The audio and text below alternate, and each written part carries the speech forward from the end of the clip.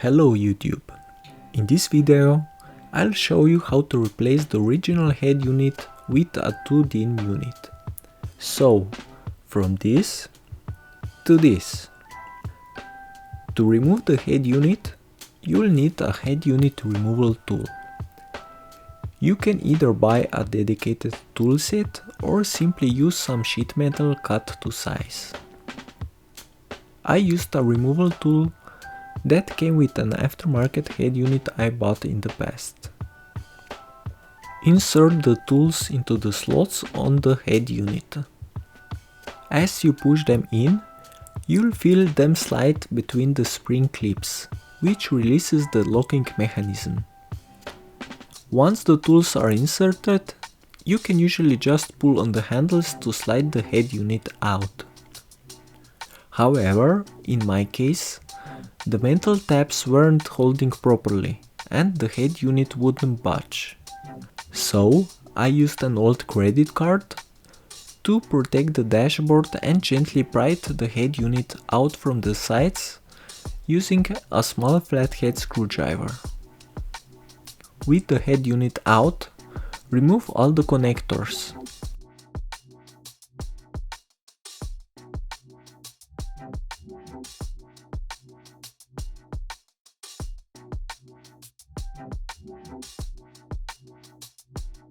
From left to right, looking at the back of the head unit. First is the FM antenna.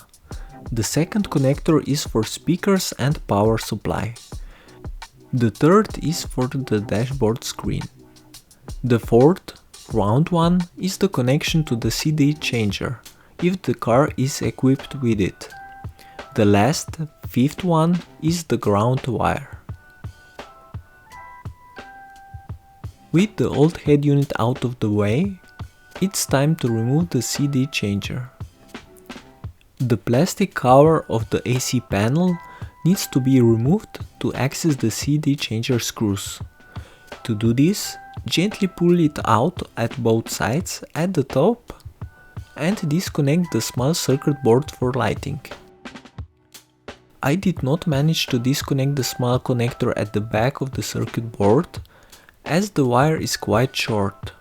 In this case, removing the whole circuit board was much easier than trying to access the connector at the back.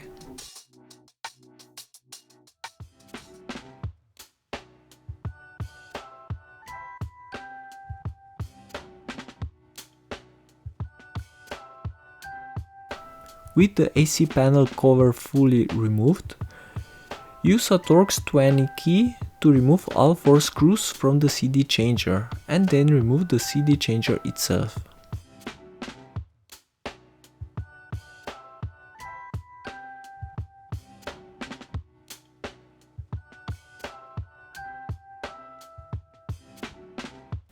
At this point, it's smart to test fit the new 2DIN fascia. It looks good, but those 2 plastic brackets on the dashboard needs to be cut off to fit the 2DIN unit inside. Use a saw or a knife to cut the plastic off. Just be careful not to damage any wires and make sure debris doesn't fall into the AC control knobs.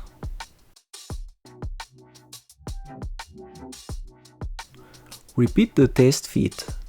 Looks perfect now. Screw in the Torx screws to hold the fascia in place.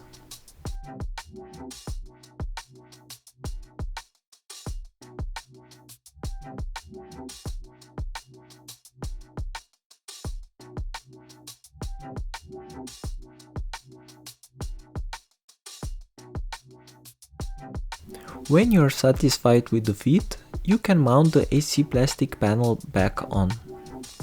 I had some trouble mounting the circuit board back on, as access is quite limited and the wire is very short. Take your time and be careful not to damage any plastic clips. After some hurdles, we can finally mount the 2DIN stereo unit into the car. Remove the cage from the stereo unit and mount it into the 2DIN fascia. I used a file to remove some additional material from the dashboard.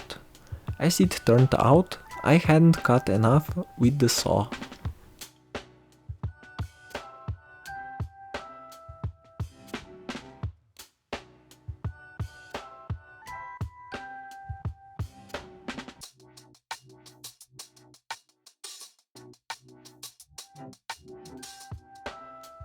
With the cage in place, connect the adapter to the original wiring of the car and try out your new 2D unit. What's left is to plug in the ground wire to a separate connector. Unfortunately, this did not fit out of the box. You have two options here. Cut off the connectors and solder them, or do what I did and grind down the sides of the loop. Then it fits perfectly into the original connector. I've added a bit of electrical tape to the now unused connector for the display. As you can see here, the antenna wire is also too short to plug into the new unit. The solution is to follow the antenna wire with your hand until you feel where it's clipped to the dashboard. For easier access, you can slide the 2D cage out a bit. Here you can see how this clip looks, but you probably won't see it from this angle while it's still clipped in place. Once the wire is unclipped, there is plenty of slack to plug it into the stereo unit. With everything finally set up and the 2D cage pushed all the way in, you can bend some metal tabs to further secure the cage. Plug in the antenna and the other two connectors, then test the FM radio and check if the stereo turns on when the ignition key is turned to the first position. If everything works as it should, push the head unit into the dashboard and carefully mount the inner frame, which has 4 long clips of its own. I used a screwdriver to guide the clips into the holes, otherwise they would probably break. With this done, we've successfully upgraded this car with an updated head unit. Thanks for watching and see you next time. Bye.